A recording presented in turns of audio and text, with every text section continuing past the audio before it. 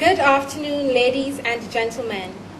My name is Vesta Patrick, and this afternoon I'm here to deliver a speech entitled Equal Rights for Women.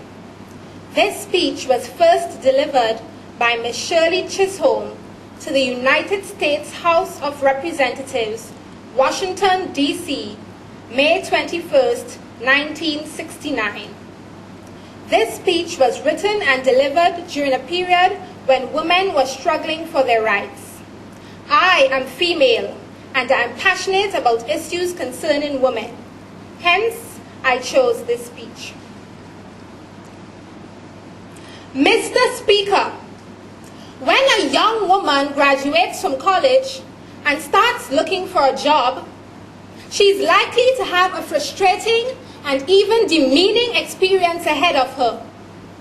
If she walks into an office for a job interview, the first question she will be asked is, "Do you type?" There is a calculated system of prejudice that lies unspoken behind that question. Why is it possible for women to be librarians, secretaries, and teachers, but totally unacceptable for them to be managers, administrators, doctors, lawyers, and members of Congress? The unspoken assumption is that women are different. They do not have executive abilities, orderly minds, stability, leadership skills, and they are too emotional. As a black person, I am no stranger to race prejudice. But the truth is that in the political world, I am far oftener discriminated against because I am a woman than because I am black. Prejudice against blacks is becoming unacceptable, although it will take years to eliminate it. But it is doomed, because slowly, white America is beginning to admit that it exists.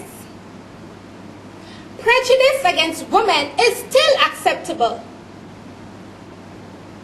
There is very little understanding yet of the immorality involved in double pay scales and the classification of most of the better jobs as for men only.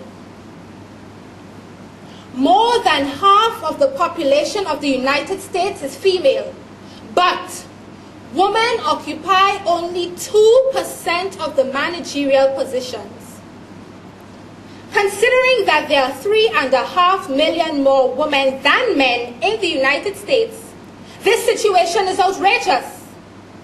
It is for this reason that I wish to present today a proposal that has been before every Congress for the last 40 years and must, sooner or later, become part of the basic law of the land, the Equal Rights Amendment. Let me note and try to refute two of the commonest arguments offered against this amendment. One is that women are already protected under the law and do not need legislation. Existing laws do not adequately secure equal rights for women. Sufficient proof of this is in women being concentrated in lower paying, menial, and unrewarding jobs, and the incredible scarcity in the upper level jobs. If there's already equality for women, why is it always such an event when one happens to be elected into the House? It is obvious that discrimination exists. Women do not have opportunities that men have.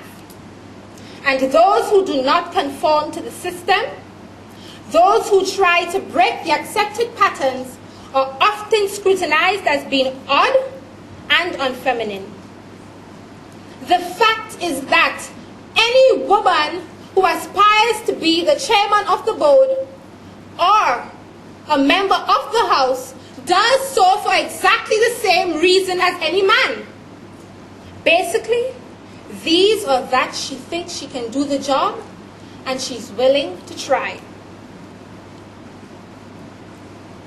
A second argument held against this amendment is that it would eliminate all legislation that have been enacted by several states and federal governments giving special protection to women, and that it will throw marriage and divorce laws into chaos. As for these marriage laws, they are due for a sweeping reform, and an excellent beginning would be to wipe the existing ones off the books. Women do not need protection that men do not need.